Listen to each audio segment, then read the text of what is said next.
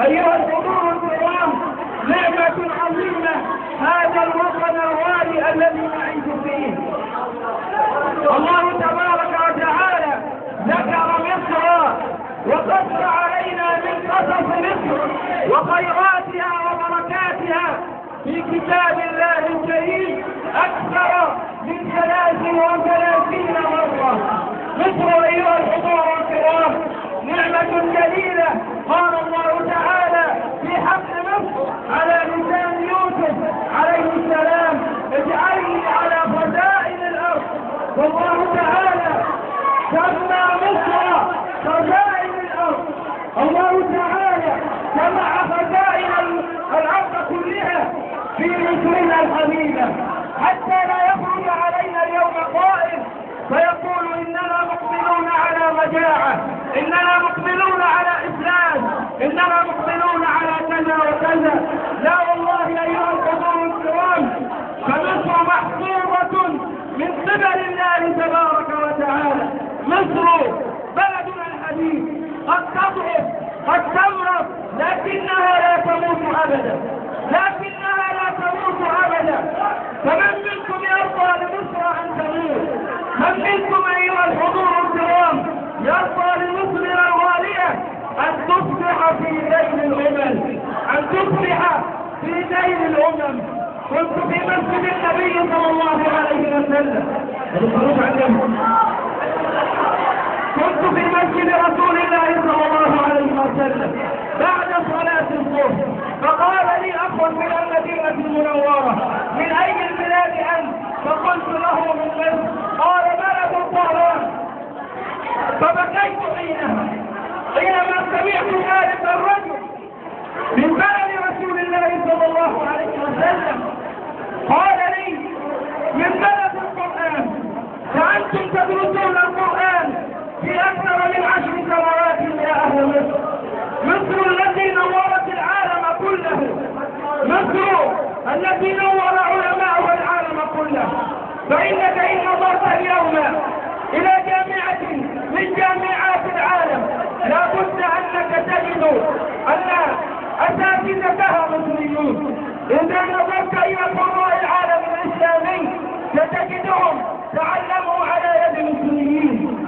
مصر أيها الأحبة الكرام نعمة جليلة ومنة كبيرة وأمانة من رقابكم أيها الحضور الكرام. من منكم يحب رسول الله صلى الله عليه وسلم؟ من منكم يحب رسول الله صلى الله عليه وسلم؟ إذا فاسمعوا وصيته إليكم أيها الحضور الكرام، اسمعوا وصية الحبيب يا أهل مصر، وهو يوصيكم بهذا الوطن الغالي الذي تعيشون فيه. النبي صلى الله عليه وسلم، وهذه من دلالات نبوة الحبيب، يقول الصادق المصدوق الذي لا ينطق عن الهوى: ستفتحون أرضا يذكر فيها الميراث. وفي رواية: ستفتحون مصر، فإذا فتحتموها فاستوصوا بأهلها خيرا، فاستوصوا بأهلها خيرا. هذه وصية حبيبكم ونبيكم وتاج رؤوسكم محمد صلى الله عليه وسلم لكم يا أهل مصر، أن تدعوا مصر في أعينكم وفي قلوبكم وأن تحافظوا عليها. لا يسرون اليوم أيها الحضور الكرام، أيها الأساتذة الكرام، أيها الطلبة الأحبة، لا يسرون اليوم أن يقال عنا ونحن أهل العلم أننا من أصحاب العالم الإسلامي. نريد أيها الحضور الكرام أن نضع مصرنا على مصاف الدول المتقدمة، ولن يكون ذلك إلا بالعلم، ولن يكون ذلك إلا بالعلم. فأول كلمة نزلت من الوحي الكريم أتعرفونها؟ اقرأ باسم ربك الذي خلق الإنسان من علق. علم الأدلة أيها الحضور الكرام، العلم يرفع الإنسان الدرجات، العلم يفتح طريق الجنان للعبد. قال ربنا جل وعلا: يرفع الله الذين آمنوا منكم والذين أوتوا العلم درجات. ويقول الصادق المصدوق صلى الله عليه وسلم: من سلك طريقا يلتمس يلتمس فيه علما سهل الله له طريقا الى الجنه.